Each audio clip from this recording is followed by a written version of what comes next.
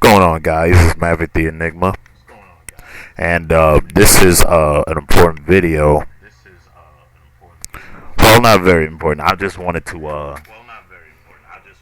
I've been seeing a lot of these kinds of videos on YouTube recently. I thought I'd do one of my own that's near and dear to my heart.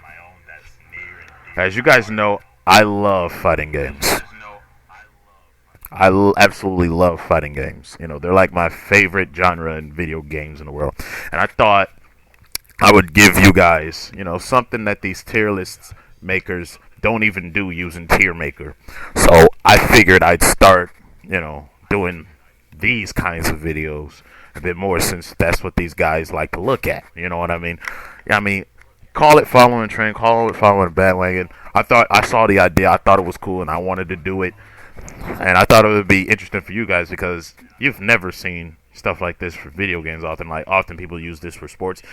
I'm gonna do myself because I have my own opinions regarding things in sports. Because I love football, I love basketball, but we can deal with that in another video. Right now, I'm going to give you guys my opinions on what I think of one of my favorite fighting game series of all time, SoulCalibur. Now, for those who don't know, SoulCalibur is developed by Project Soul and published by and owned by Namco.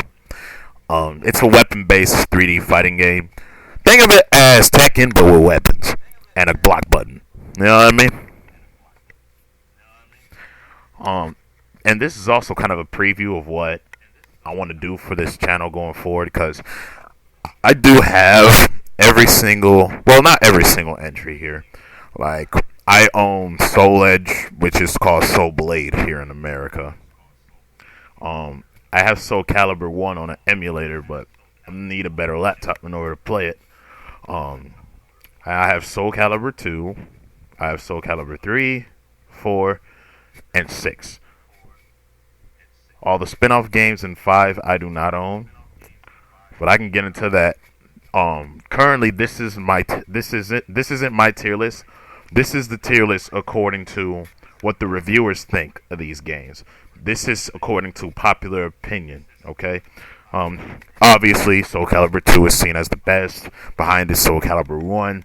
There's a lot of B games at the SoulCalibur that Project Soul made, obviously, including last year's edition of SoulCalibur 6, which is a wonderful game. I will tell you that from a heartbeat. I bought it. I wasn't disappointed by it at all. You know what I mean? And, we have 5 at C, one I don't own because, we'll get into that. And then there's the spin-off titles. There's only like one spin-off title that's good. The rest of the spin-off titles are just whack. Now, I'm going to just lay some ground rules. When I do this list, I'm not going to put any of the side titles because those are games that I haven't already played. That would be unfair to you guys. I want to show you guys what I think of the tier list as far as games that I've already played. So, in a moment, I will be right back. I'm going to refresh this list, and I'm going to show you what I think of the Soul series and how their games should be ranked. Alright? I'll be right back. Okay, guys, so now we have a clean tier list. I just showed you the popular opinion of how these games are ranked according to official reviewers, and a little bit of fan bases here and there that might agree with these reviewers. So, without further ado, let's start off with the first game of the series. Where's Soul Edge at? Now, Soul Edge, in my opinion, I will agree that it is a B tier game. It was the first entry in the series. Not a lot of people know it under the weather. I kind of wish they would put its American title in here, since I live in America and it's called Soul Blade here in America. But mainly why I agree that Soul Edge is a B plus game is because, not only did they get their foot in the door with this, it was highly comparable to the first Tekken. In fact, the physics was better than the first Tekken. You know, the gameplay felt a lot smoother.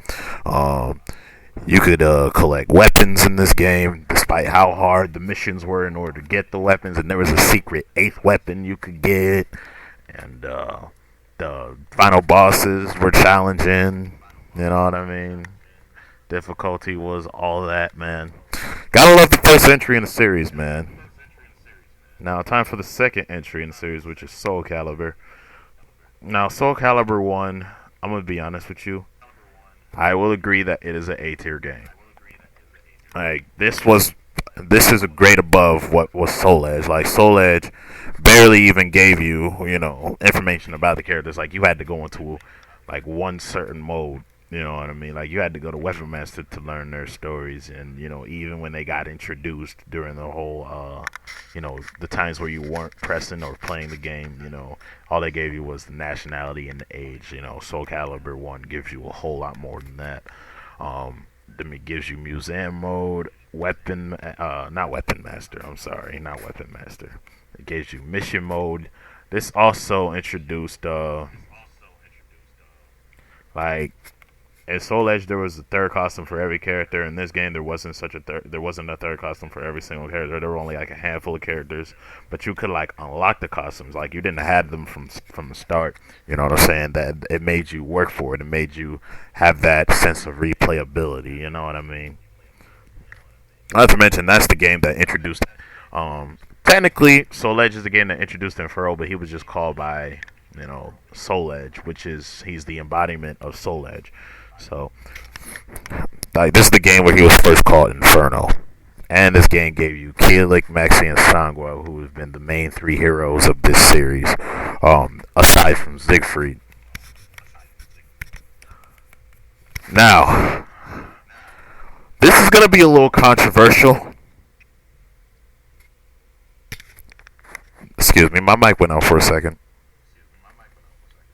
This is going to be a little controversial. I do not see Soul Calibur 2 as a S tier game. However, it does not stop me from putting it in an A tier. Reasons why. Reasons why. Everybody that I've talked to that is a fan of the series puts it in my ears that Soul Calibur 2 was the best one. I personally disagree. Number one, yeah, it gave you guest characters, but two of the three guest characters did not have good adaptations. Like, the only valuable guest character in the game was Link, and he's not even available in the HD version. Number one, probably why people say 2 was the best one. Number 2, gameplay felt. I mean, it did improve from its predecessor. I will give it that. That's why I put it as an A game. You know what I mean? And, you know, I felt like they didn't have to like make extra modes. You know what I mean? Like where you had to choose your weapons. I felt like that should have been automatic because that's what they introduced in Soul Blade. Like you could choose your weapons once you unlock them. You didn't have to go into an extra mode to be able to use them. You could have combined all the modes into one. That's how I felt about Soul Calibur 2, not being a S tier game. That's just how I feel. Feel free to disagree with me. This is an unpopular opinion, but I will never say Soul Calibur 2 is a bad game. It's a great game. Plus, I introduced you guys to the wonderful Talon and the dastardly Raphael and Cassandra and Yunsung, Charade, all those good guys. Now we're at my personal favorite of the series, Soul Calibur 3. Now this is also going to be controversial, okay? Oh, my mic went out for a second. This is also going to be controversial. Because I personally believe that Soul Calibur 3 was the best game in the series. why. They brought you character creation. You can create your own character and model them after a certain soul set. And on top of that, this was I want to say, even though SoulCalibur 2 introduced using using gold to buy all the weapons and such, you had to go to like certain areas of the map in Weapon Master mode in order to get to certain weapons. See, in SoulCalibur 3, they melded every single weapon and every single portrait, every single gallery, every single exhibition, character exposition, character profile, all into one shop. I mean, it's 3 different shops, but it's only like one shop mode. And you can use the gold you can get from playing other modes like Mission Mode, Quick Play Mode, Tales of Souls, Chronicles of Souls. You can use all the gold you accumulated to go into that shop and just get everything. It's easier that way than just having to go to explore. Also, it brought you Chronicles of the Soul, where you can use your creative character to venture off into the what I like to call the side storyline of SoulCalibur 3. And not to mention, the difficulty of Tales of Souls mode puts this game in a high. This arguably had the hardest boss of the series, hands down. I've lost to Abyss more times than any of the other bosses in this series.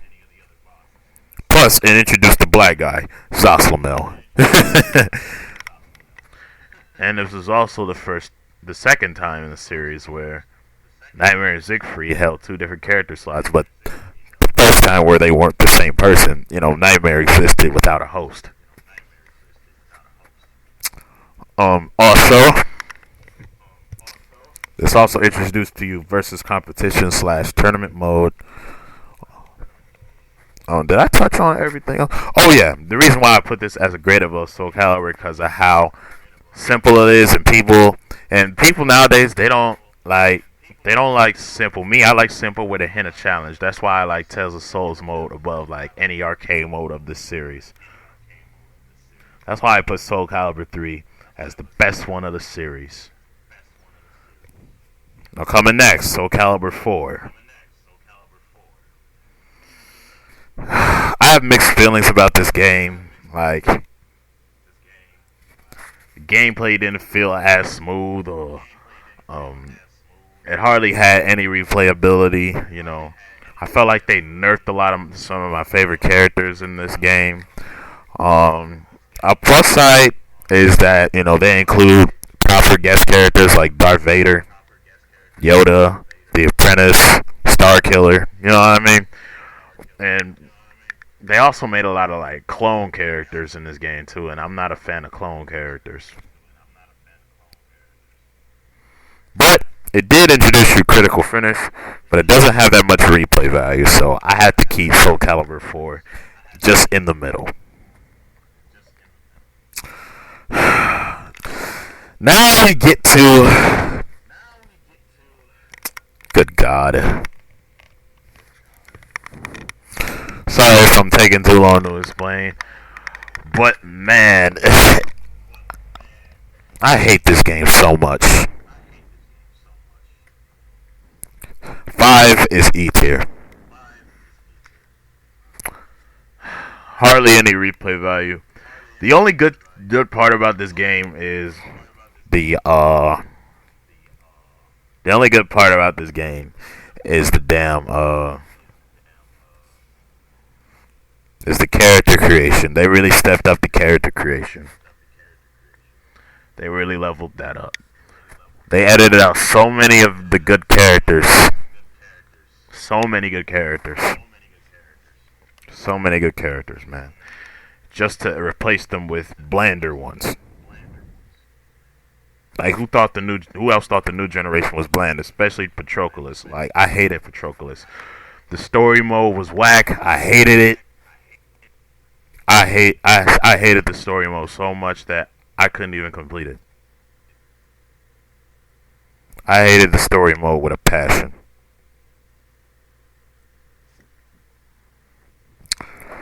And I'm not using hyperbole. I hated the story mode with a passion, bro. A protagonist does not kill innocent people just because he thinks they're evil. Not just because he can. That's not a real hero. On top of that, Patroclus comes off as whiny. And I hate a whiny main character, bro. Like, this guy is supposed to be the main hero of the series. On top of that, they put Keelik in here and made him a copycat character like Okadan and Charade were. Why did they have to do Keelik like that? They didn't have to. They took out Callum, they took out Shangwa, and they ruined the romance Keelik and Shangwa had by having them have an illegitimate son together. That's another strike I have against this game. And then they have Shangwa marry somebody who she barely even freaking knows. At least Maxie is around to watch her two children, but the fact that Keelik was playing deadbeat to Sheba, man. Sheba's the only new generation character I like because he's funny as hell. Everybody else is just boring to me. We all can agree on SoulCalibur 5 being hot garbage. Now, coming up next is the next release, the most recent release of the series, SoulCalibur 6. I'm gonna put this as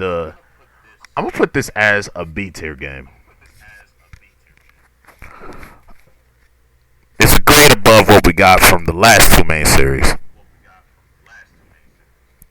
And when I picked it up, I knew instantly that I was gonna like it because, it went back to its roots. Gameplay was much improved. Special moves were easy to perform. You know what I mean? The story mode was pretty good. I loved it. I loved the arcade mode. The character creation, man. This game was a grade above what we got from the last two main series entries, and I love it just for that.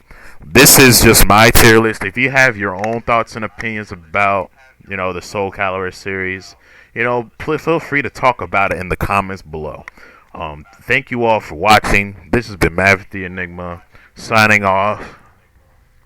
See you in the next tier list video. Peace.